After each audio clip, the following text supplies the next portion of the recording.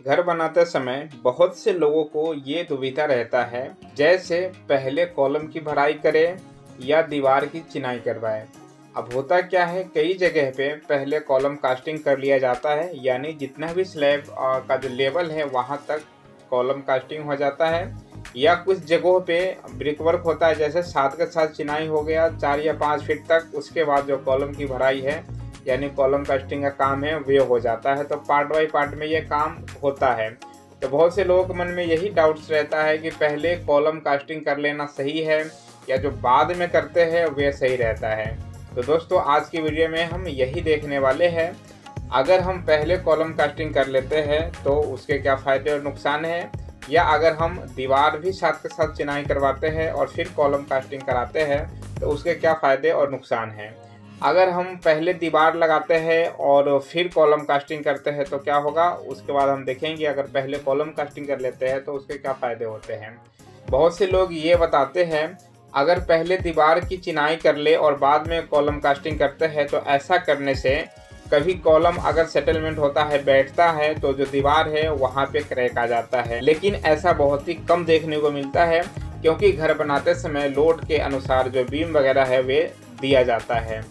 तो ऐसा बिल्कुल नहीं है। अगर हम पहले ब्रिक वर्क करते हैं और उसके साथ ही साथ अगर कॉलम कास्टिंग करते हैं तो किसी भी प्रकार का दिक्कत होता है। हाँ, कभी कभार हो सकता है बाई चांस ये प्रॉब्लम आ जाए, लेकिन ऐसा होता नहीं है।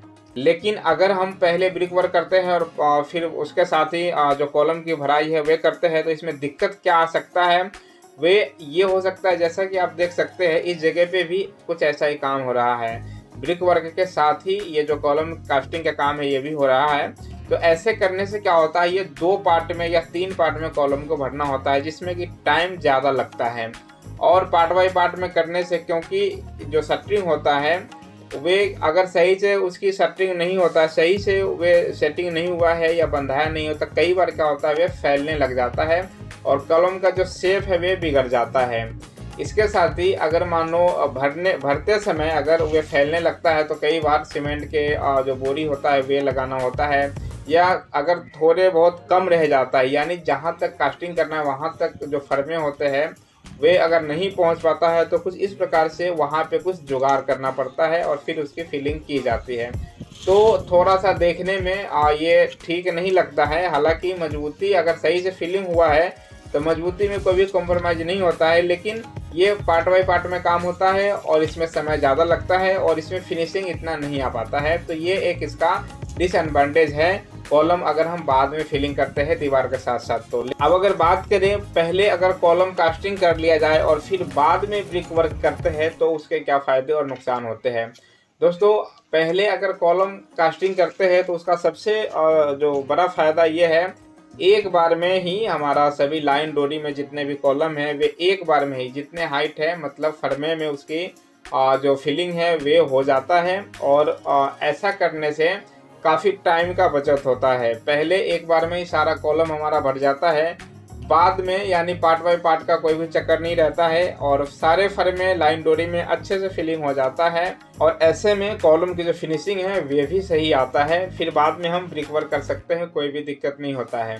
तो दोस्तों, ऐसा बिल्कुल नहीं है पहले या बाद में कॉलम कास्टिंग करने से किसी भी प्रकार का कोई दिक्कत होता है। लेकिन कोशिश ये करनी चाहिए, अगर अवेलेबल है मटेरियल, जैसे फर्मे वगैरह कॉलम कास्टिंग के लिए अवेलेबल है पूरी हाइट तक, तो पहले कॉलम की कास्टिंग कर लेना चाहिए। ऐसा करने से टाइम की बचत होता है। तो दोस्तों, मुझे लगता है जो मैं आपको बताने की कोशिश कर रहा था वे मैं आपको बता चुका हूँ। फिर भी आपके कोई सवाल या सुझाव है तो आप मुझे कमेंट कर सकते हैं। मैं आपसे मिलता हूँ किसी और वीडियो में जो कि ऐसे ही घर मकान से रिलेटेड होगा। इस वीडियो में मेरे साथ बने रहने के लिए आपको धन्यवाद।